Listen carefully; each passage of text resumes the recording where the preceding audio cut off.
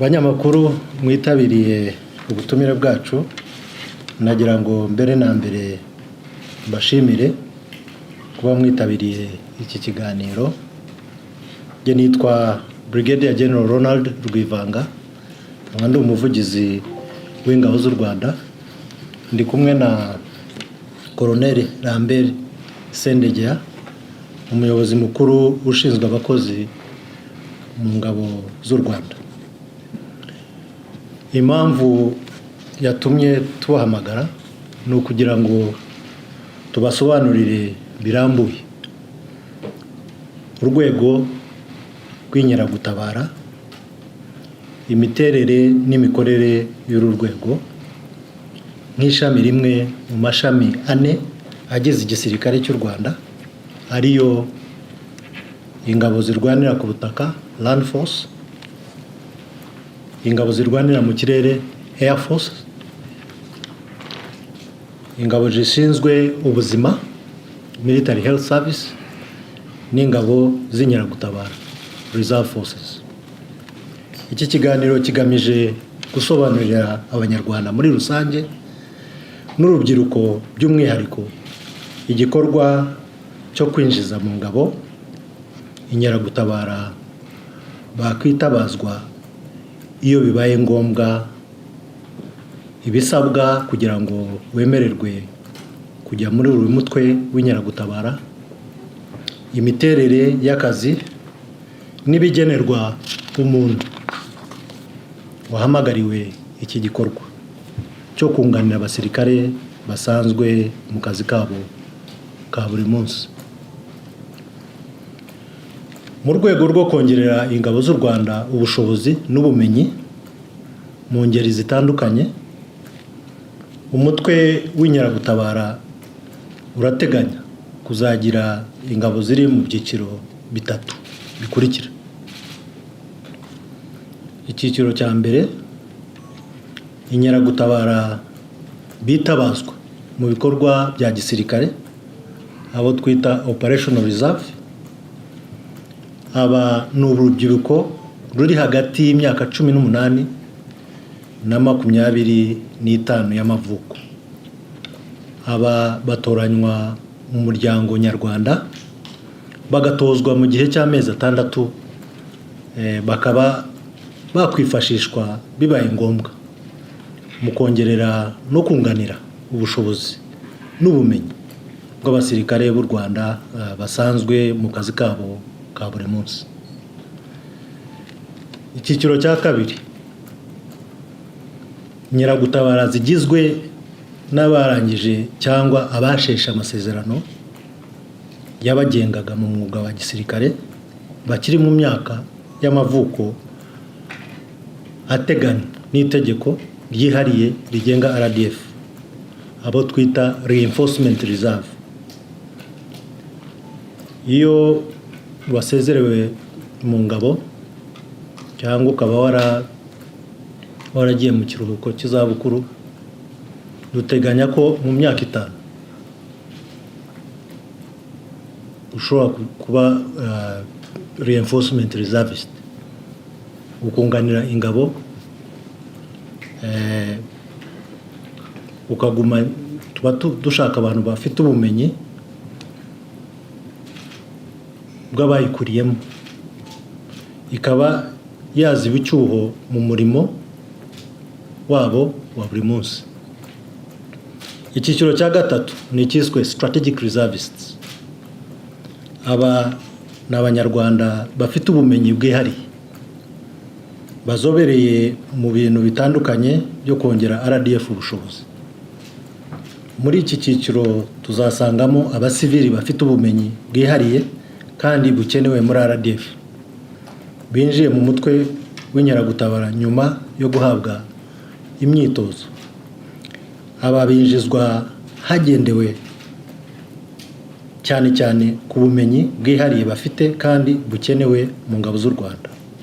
Bahabwa imyitozo ijyanye n'imyaka yabo mu rwego rwo gufungurira abanyarwanda, umunyarwanda wese ufite ubushake n'ubushobozi bwo gutanga umusanzu we wo kurinda ubusugire bw'igihugu.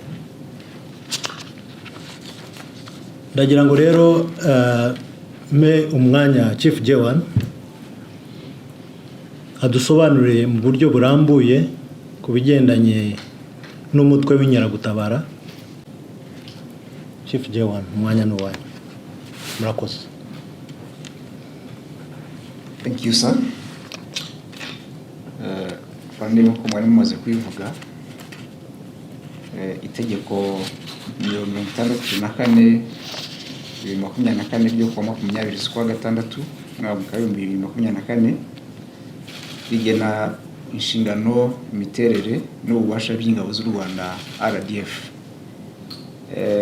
Ibiteganya mu ngingo yayo ya 17 aho ivuga ko ingabo z'u Rwanda zigizwe n'ibyiciro 4 ari byo ingabo zirwanira ku butaka, ingabo zirwanira mu kirere, ingabo zishinzwe ubuzima n'ingabo z'inkeragutabara.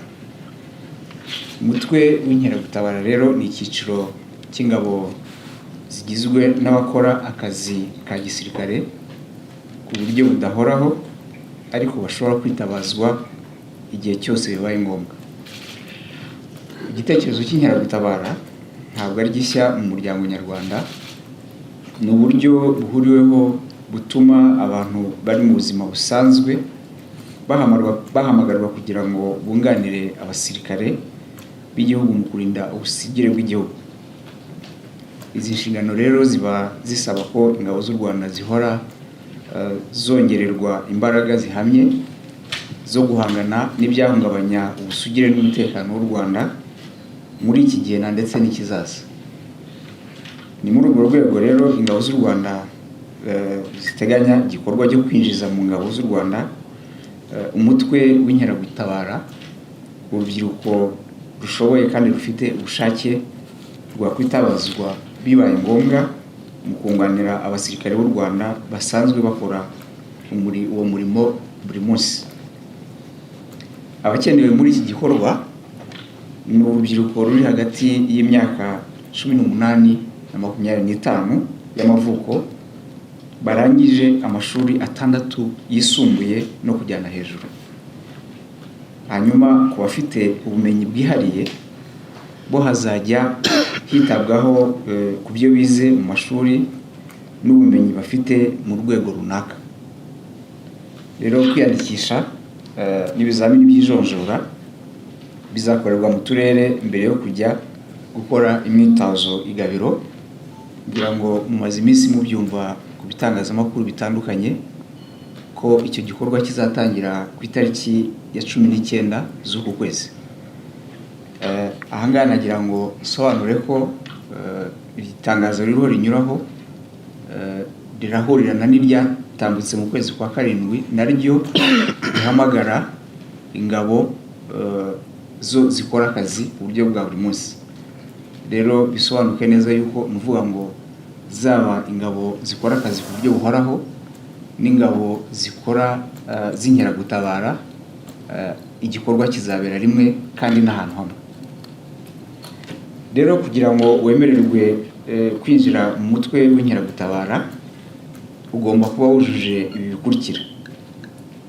Ugomba kuba uri umunyarwanda, ugomba kuba uri hagati y'imyaka 18 na 25, ugomba kuba ufite ubuzima buzira umuze, ugomba kuba utarakatiwe n'inkiko, ugomba kuba utarakurikiranyweho ibyaha n'inkiko, ugomba kuba utagaragara ku rutonde rw'abirukanwe mu mirimo ya leta kereka warahanaguweho ubusembwa, ugomba kuba utagaragara ku rutonde rw'abatemerewe kuba abakozi ba leta, ugomba gutsinda ibizamini bizatangwa, ugomba kuba uri indakemwa mu mico no mu myifatire, ugomba kuba ufite ubushake bwo kwinjira mu ngabo z'u Rwanda ku mutwe w'inkeragutabara, ugomba kandi kuba wararangije amashuri 6 yisumbuye no kuzamura. Kuri cya cyiciro cya strategic reserve ho ugomba kuba ufite nibura impamyabumenyi ya kaminuza. Kushaka kujya ku mutwe w'inkeragutabara na ndetse ufite ubumenyi bwihariye, bivuze ngo special skills na experience. Iyo watsinze ibizamini biteganywa by'ijonjora, ujya ku mahugurwa ya gisirikare azabera i Gabiro. Ahangaha amahugurwa ateganyije kuzamara amezi 6, ariko na nyuma y'amahugurwa nuvuga ngo abarangije amahugurwa bikateganyije ko bazakora amezi 18 nyuma yuko bashobora kwemererwa gusubira ubuzima busanzwe. Rero iyo urangije amahugurwa ya gisirikare nibwo uhita witwa inkeragutabara kandi ukabihererwa certificate. Iyo umaze kwitwa inkeragutabara, amategeko afite ibyo akugenera. Hari iteka rya Minisitiri w'Ingabo z'u Rwanda rigena uburenganzira n'ibigenerwa inkeragutabara.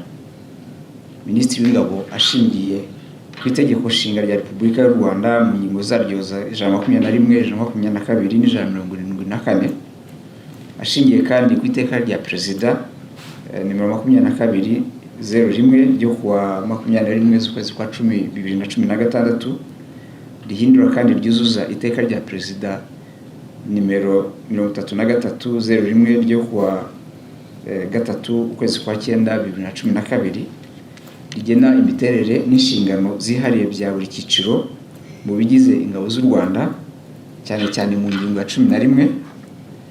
Abinjira mu mutwe w'inkeragutabara bazajya bahembwa umushahara n'ibindi byose bagenerwa mu gihe bari mu myitozo no mu gihe bahamagawe kuza mu kazi, bingana n'ibyo abasirikare bari mu kazi ka buri munsi bahabwa abasirikare bari mu rwego rumwe, nk'uko biteganywa na stati yihariye y'ingabo z'u Rwanda. Bafite uburenganzira bwo kutamburwa akazi basanzwe bakora mu gihe bahamagawe gukora amahugurwa ya gisirikare cyangwa bahamagawe gukora akazi ka gisirikare. Ahangaha bivuga ngo iyo umuntu arangije amahugurwa y'ibanze ya gisirikare kugira ngo agakomeza akakora akazi hanyuma akaza gusubira mu buzima busanzwe, hari igihe kigera akongera guhamagarwa gukora amahugurwa ya gisirikare. Niko bigenda mu gisirikare, duhora twitoza kugira ngo dushobore gukora inshingano zacu neza. Umukandida rero w'inkeragutabara agenerwa ibiteganywa na stati yihariye y'ingabo z'u Rwanda, birimo amafaranga ya buri kwezi, impuzankano, ubuvuzi n'ibindi bitarondorwa. Kandida w'inkeragutabara yitwa inkeragutabara guhera itariki arangirijeho imyitozo y'ibanze ya gisirikare kandi yayitsinze neza. Nyuma yo gusoza amahugurwa, inkeragutabara bahabwa certificate nk'uko nari nabivuze, kandi banasinya amasezerano yo gukora muri RDF nk'inkeragutabara. Ku nkeragutabara yasubiye mu buzima busanzwe hanyuma igahamagarwa mu kazi ka gisirikare, aba afite uburenganzira bukurikira. Iyo afite akazi, afite uburenganzira bwo kutirukanwa ku kazi asanzwe akora. Afite uburenganzira ku mushahara n'inyongera zijyanye nabo. Afite n'uburenganzira bwo kudatakaza umushahara yahembwaga. Afite uburenganzira mu kuzamurwa mu ntera iyo yujuje ibiteganywa na stati yihariye y'ingabo z'u Rwanda. Afite kandi uburenganzira ku bwishingizi bw'indwara iyo ari mu mahugurwa cyangwa ari mu kazi. Afite kandi uburenganzira bwo guhabwa ibimenyetso n'ibyishimwe n'impeta za gisirikare. So abagize inkeragutabara bashobora kugenerwa n'ibi bikurikira. Mvuga ngo ibi ntabwo ari hamwe n'ibyo bashobora kugenerwa. Ashobora kwiga mu mashuri ya gisirikare iyo yujuje ibisabwa. Ashobora koroherezwa gukoresha ahagenewe gukorerwa imyidagaduro hagengwa na Minisiteri y'Ingabo, kandi ashishikarizwa kujya mu makoperative no gushyiraho koperative nshya. ashobora gufashwa kubona akazi mu nganda no mu mishinga ibyara inyungu icungwa na Minisiteri y'Ingabo. Ashobora kandi guhabwa amahirwe yo kwimenyereza mu mwuga mu nzego n'ibigo bishamikiye kuri Minisiteri y'Ingabo. Ibi nibyo agenerwa igihe akibarwa nk'inkeragutabara, ariko nk'uko bigenda no mu kazi hose, ukora akazi ariko hakagera igihe ugasohokamo. Rero itegeko riteganya ni ryari inkeragutabara irangira kwitwa inkeragutabara. Ni ku mpamvu zikurikira: hari kurangiza igihe cyo kubarirwa mu nkeragutabara ku buryo buhoraho. Aha ngaha ni ukuvuga ngo iyo igihe cye cya retirement cyangwa cyo kujya mu zabukuru kigeze. Ubundi buryo cyangwa indi mpamvu ni iseswa ry'amasezerano y'umurimo, mu Cyongereza ibyo twita rescission of contract. Indi mpamvu ya gatatu ni ugusaba kureka umurimo w'inkeragutabara bikwemerwa. Aha ngaha mu Cyongereza babyita granted request. Ingingo ya kane ni ugukurwa mu kazi kubera impamvu z'uburwayi, mu Cyongereza byitwa medical discharge. Ingingo ya gatanu ni ukwirukana cyangwa se dismissal. Ingingo ya gatandatu ni ukunyagwa amapeti n'impeta za gisirikare. Ingingo ya karindwi ni ugukatirwa burundu igihano cy'igifungo kingana cyangwa kitarenze imyaka 2. Ingingo ya nyuma ni urupfu. Bivuga ngo ibyo nibyo bishobora gutuma umuntu ava cyangwa reka umurimo w'inkeragutabara. Iyo rero umuntu arangije umurimo we neza w'inkeragutabara, stati ihari ya gisirikare igihe byimugenera, hari imperekeza ihabwa inkeragutabara irangije amasezerano y'umurimo, ibarwa hashingiye ku giteranyo cy'igihe cyose yahamagariwe gukora imyitozo n'akazi ka gisirikare ka buri munsi. Iyo igiteranyo cy'igihe inkeragutabara imaze ikora amahugurwa ya gisirikare n'umurimo wa gisirikare wa buri munsi kigera ku myaka 10, bivuga ngo biteranyije byose, imperekeza ingana n'ihabwa urangije amasezerano y'umurimo iteganywa muri stati y'Ingabo z'u Rwanda. Iyo igiteranyo cy'igihe inkeragutabara yamaze ku murimo n'amahugurwa ya gisirikare kitageze ku myaka 10, imperekeza ibarwa hakurikijwe ijanisha n'igiteranyo cy'igihe yari amaze akora cyangwa ari mu mahugurwa ya gisirikare. Abanumva rero ari byo nashaka kuvuga mu magambo make. Murakoze. Ayo niyo makuru y'ingenzi twagira ngo tubasangize. Asigaye na hanyu kubigeza ku Banyarwanda kugira ngo dukomeze gufatanya kubaka igihugu cyacu n'igisirikare cy'u Rwanda. Reka nsubize ijambo defense spokesperson, hanyuma dukomeze n'izindi gahunda. Thank you, sir. Harakoze Chief J1. Nagira ngo rero mbashimire namwe mwaduteze amatwi. Twizeye ko mubigeza ku rubyiruko ahanini n'abandi Banyarwanda bafite ubumenyi bwihariye kandi bujuje ibisabwa kwitabira kujya mu mutwe w'inkeragutabara.